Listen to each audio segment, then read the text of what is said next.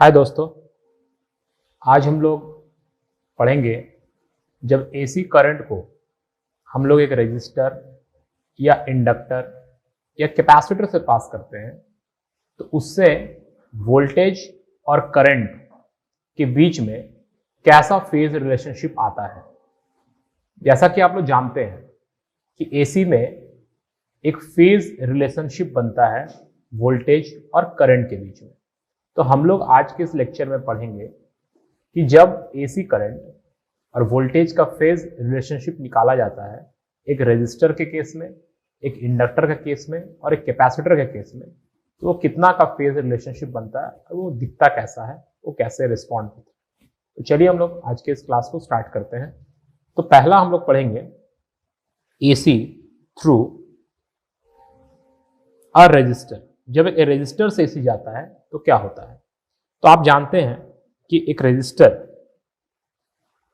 Basically कुछ ऐसा होता है, इसको हम लोग आर के सिंबल से डिनोट करते हैं। और आप जानते हैं कि ये एक एसी का सिंबल है, एसी करंट का सिंबल ऐसा होता है। तो हम लोग इस रेजिस्टर को एक एसी सप्लाई से जोड़ देंगे, एक एसी सप्लाई से इसको कनेक्ट कर देंगे, ठीक है। अब इस रेजिस्टर से एक करंट जा रहा है, suppose that current is I. ये कैसा करंट है, ये करंट को हम लोग लिख सकते हैं, ये एक टाइम का फंक्शन है और इसको हम लोग इस तरह से एक्सप्रेस करते हैं, I max that is current का maximum value sine omega T. क्योंकि हम लोग जानते हैं कि एक एसी सिग्नल एक पीरियोडिक सिग्नल होता है जो कि या तो साइन के फॉर्म में या तो कॉस के फॉर्म में एक्सप्रेस किया जाता है। अब हम लोग जानते हैं यूजिंग ओम्स लॉ, अगर हम लोग ओम्स लॉ का यूज करें तो हम लोग जानते हैं कि ओम्स लॉ में हम क्या लिख सकते हैं कि voltage across the resistor that is V R is equal to current into resistance. अब करंट को आप कैसा लिख सकते हैं, करंट को आप लिख सकते हैं I max sine omega T into are.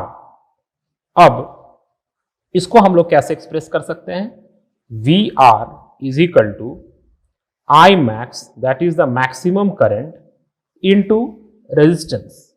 So maximum current into resistance और हमारा जो टर्म है रह गया साइन ओमेगा टी।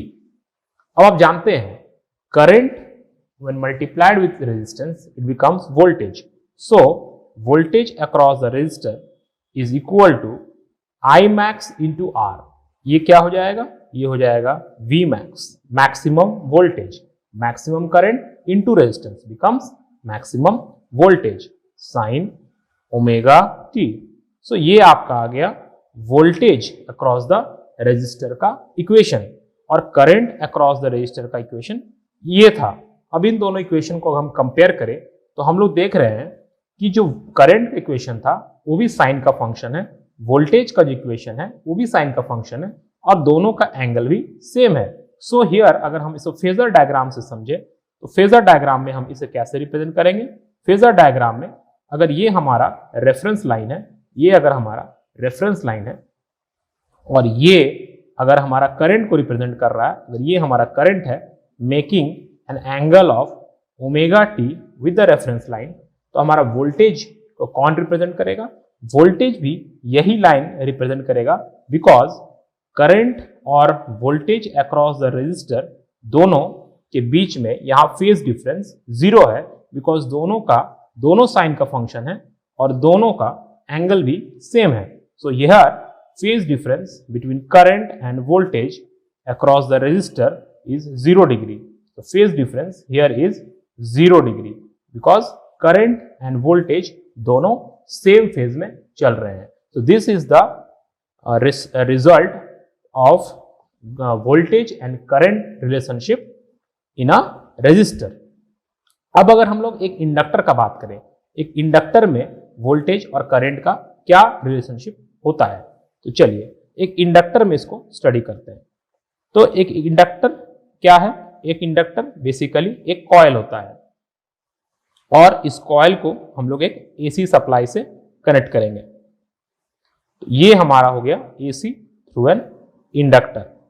अब आप लोग जानते हैं इसका एक इंडक्टेंस होता है, सेल्फ इंडक्टेंस, जिसको हम लोग एल कहते हैं, करेक्ट। और यहां से हमारा एक एसी सप्लाई दिया जा रहा है, यहां से हम एक एसी सप्लाई दे रहे हैं। तो आप लोग जानते हैं कि यहां पे क्या होता है, एक इंडक्टर में ऑलवेज एक ईएमएफ इंड्यूस होता है। ड्यू टू ईएमएफ इंड्यूस क्यों होता है? ईएमएफ इंड्यूस होता है due to self induction. Self induction के कारण यहां पे एक ईएमएफ इंड्यूस होता है, ठीक है। तो यहां जो वोल्टेज डेवलप होगा that is voltage across the inductor will be given by L di by dt. So this is the relation of voltage across inductor and current. अब हम जानते हैं कि AC करंट जो होता है that is IT is given by I max sin omega t. So this is the current, AC current. So voltage across inductor क्या हो जाएगा? That is L d by, और I का वैल्यू हम लोग यहां पुट कर देंगे, that is I max sin omega t. Now अगर हम इसे डिफरेंशिएट करते हैं तो इसका वैल्यू आ जाएगा L omega sin omega I max and sin omega t is given by cos omega t. तो sin ओमेगा t का जब हम डिफरेंशिएट कर रहे हैं तो आ रहा है cos omega t into omega, तो यहां L omega sin omega t. अब इधर वोल्टेज है तो इधर वाला ये टर्म भी वोल्टेज होना चाहिए, क्योंकि आप लोग जानते हैं कोई भी इक्वेशन डायमेंशनली करेक्ट होना चाहिए। तो लेफ्ट हैंड साइड का डायमेंशन वोल्ट के टर्म्स में अगर आ रहा है तो राइट हैंड साइड का डायमेंशन वोल्ट होना चाहिए, क्योंकि cos ओमेगा t तो एक डायमेंशनलेस क्वांटिटी होता है। So VL is equals to, we can write it V max and cos omega t। यहां पे एक टर्म आ रहा है, ये जो ओमेगा L है इसे हम लोग XL कहते हैं। What is XL? इसे हम लोग कहते हैं इंडक्टिव रिएक्टेंस। मतलब ये एक तरह से उस इंडक्टर का रेजिस्टेंस हो गया, इसे हम लोग कहते हैं inductive reactance XL given by omega into L।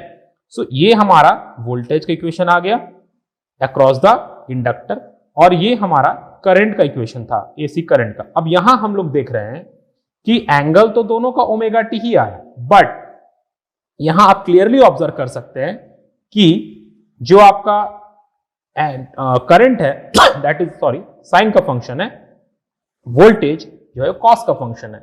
यहां पे हम अभी कंपेयर नहीं कर सकते, तो हमें क्या करना होगा, दोनों को साइन या दोनों को कॉस में कन्वर्ट करना होगा। तो इस इक्वेशन को क्या हम लोग ऐसे लिख सकते हैं, VL equals to V max sine omega T plus pi by 2, मतलब omega T plus 90 degree, sine 90 plus theta is nothing but cos theta. तो हम ऐसा लिख सकते हैं। अब अगर हम इसे कंपेयर करें तो हम पाएंगे दोनों साइन का फंक्शन है, बट यहां पे एंगल पाई बाई 2 से ज्यादा है।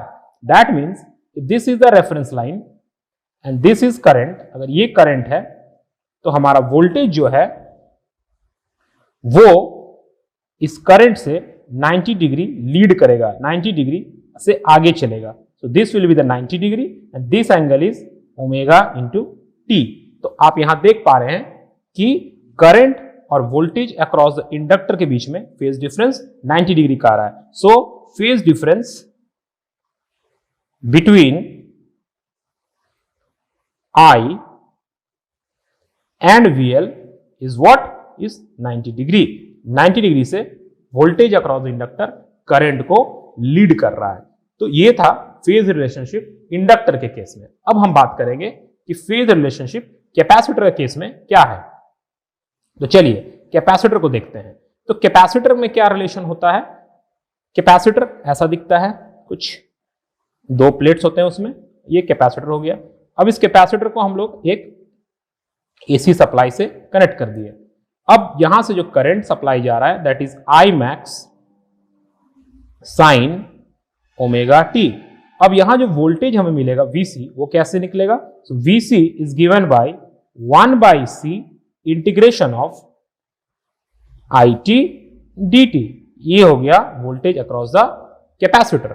So it will be 1/c integration of I max sin omega t dt। तो Vc इज इक्वल टू, यहां आप लिख सकते हैं I max, नीचे आ जाएगा ओमेगा c, और साइन ओमेगा टी का डिफ्रेंसिएशन हो जाएगा minus cos omega T by omega. So यहां पे आ जाएगा cos omega T by omega. तो यहां पे अब फिर से डायमेंशन से अगर हम देखेंगे तो ये वोल्टेज होना चाहिए। So it is V is equals to minus V max cos omega T. फिर यहां पे हम इसे कंपेयर नहीं कर पाएंगे क्योंकि दिस करंट जो है वो साइन का फंक्शन है, वोल्टेज कॉस का फंक्शन है। तो हमें दोनों को एक ही टर्म्स में पहले एक्सप्रेस करना होगा। तो चलिए हम लोग एक्सप्रेस कर लेते हैं। तो क्या हम इस इक्वेशन को ऐसा लिख सकते हैं? क्या ये पॉसिबल है कि इस इक्वेशन को हम ऐसा लिखें? Vc is equal to V max minus बाहरी छोड़ दिए sine pi by 2 minus omega T, sine 90 minus theta is cos theta. अब इस माइनस को अगर हम अंदर कर दे तो it will become Vc V max sine omega T minus pi by 2। इसका मतलब हो गया कि यहां पे वोल्टेज अक्रॉस द कैपेसिटर जो है वो पाई बाई 2 से पीछे चल रहा है। मतलब यहां पे अगर हम इसे डायग्रामेटिकली देखें, ये हमारा रेफरेंस लाइन हो गया, ये हमारा करंट हो गया। तो हमारा जो वोल्टेज होगा अक्रॉस द कैपेसिटर वो ये हो जाएगा। This is the voltage across the capacitor. ये माइनस 90 डिग्री का एंगल हो गया, और ये जो एंगल है ये हमारा ओमेगा टी है। तो यहां पे हमारा एंगल हो जा रहा है omega T plus minus pi by 2, क्योंकि क्लॉक वाइज मेजर हो रहा है। So it becomes omega T minus pi by 2। तो यहां से हमारा क्या फेज रिलेशनशिप निकला? यहां से निकला कि द वोल्टेज अक्रॉस कैपेसिटर, जो वोल्टेज होता है कैपेसिटर के अक्रॉस, वो lags by pi by 2, 90 degree से यहां पर वो लैग कर रहा है, और इंडक्टर के केस में वो 90 डिग्री से लीड कर रहा था। मतलब यहां फेज डिफरेंस भी, यहां भी अगर करंट और वोल्टेज के बीच में फेज डिफरेंस देखा जाए तो phase difference will be minus pi by 2। तो आप देख पाए कि रेजिस्टर में कोई फेज डिफरेंस नहीं है, फेज डिफरेंस 0 डिग्री आ रहा था, करंट और वोल्टेज सेम फेज में था। इंडक्टर में करंट और वोल्टेज के बीच में 90 डिग्री का फेज डिफरेंस था। Voltage across the inductor current को लीड कर रहा था बाय 90 डिग्री।